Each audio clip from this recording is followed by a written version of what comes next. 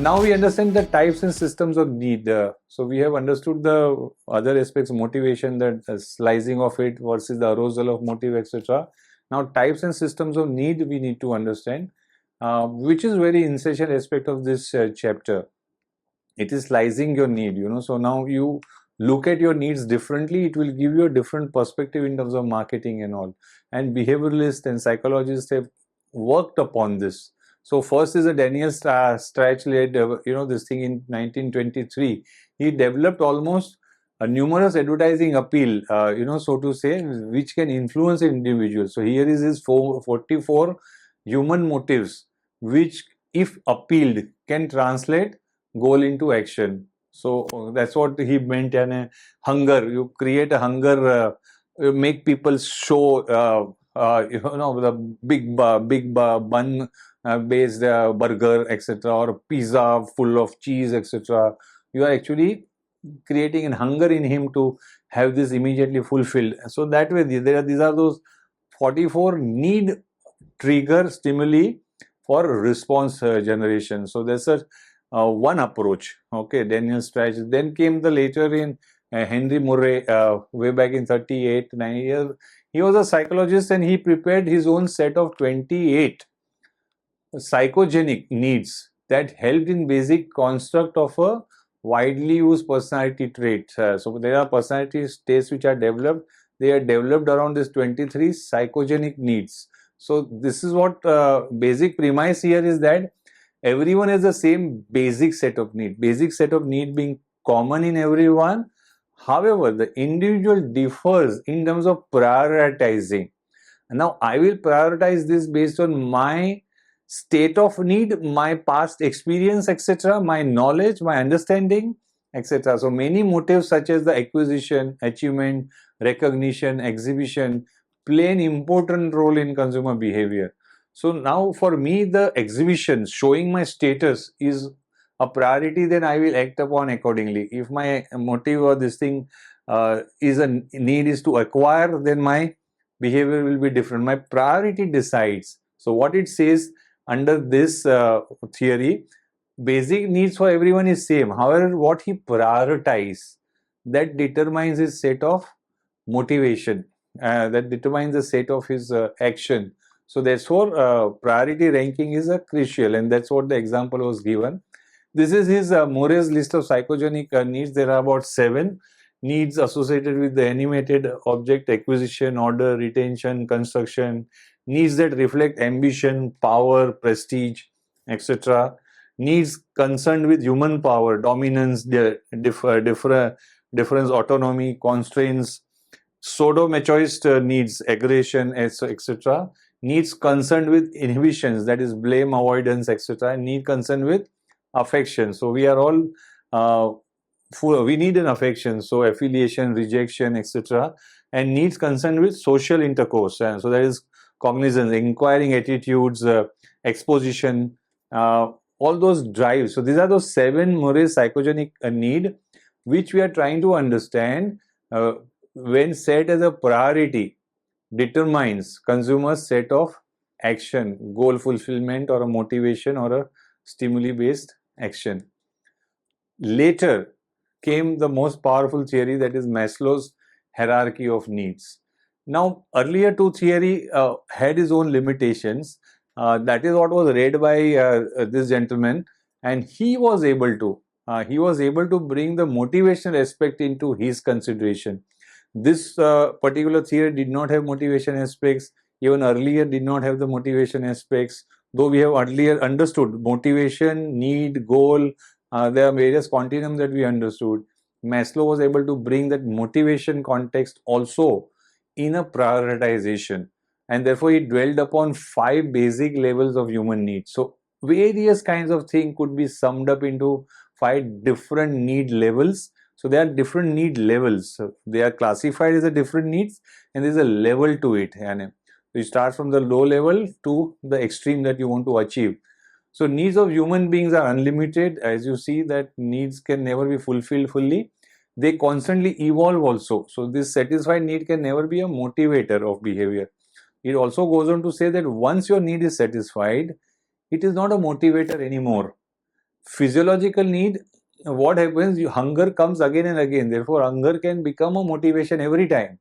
But if your basic this thing of need for safety, which is having a hutment, is fulfilled, then that will no longer become your next motivator. Then you want a chawl occupancy, so then that triggers the motivation in you. The lowest level of need that remains largely unsatisfied is a primary motivator. It believes the most lowest level of the need, which is primarily unsatisfied. There are various levels, as we have earlier studied. He has defined 5 levels. However, what will be the primary motivator? So what it goes on to say, that the one which is at the lowest level, which is unfulfilled, will be your primary motivator over and above what is there at the other level. So one at the lowest level, not fulfilled, is your primary motive. If my safety security is not fulfilled, then self-esteem and all those things are the other era, for me. So that's what it tries to say there. So this is a beautiful representation. Maslow's hierarchy of needs theory, 5 levels, okay, of need. Various things can be classified all under that. It starts with physiological need. I'll just see whether I'm explaining you later. Though I'm explaining, I'll quickly cover here. Breathing, food, water, these are all physiological need. I need for its survival. Safety need, my health, my accommodation, my employment, family are my safety needs. I must fulfill first those, then only I will look for affection and belonging. If I manage achieving these two things, then only the question of my friends, my relatives, my affection, my love, etc. will come. Okay, I will feel connected, etc. This is also known as a social need. These are my need. Primary belongs to me and my family. This opens me to the society, the social need. Then comes the self-esteem need. Having fulfilled these 3, now I look for confidence, achievement, respect coming to me, etc. Okay, I am identified. People feel that I have achieved. So these are also known as the egoist need. It kicks my ego.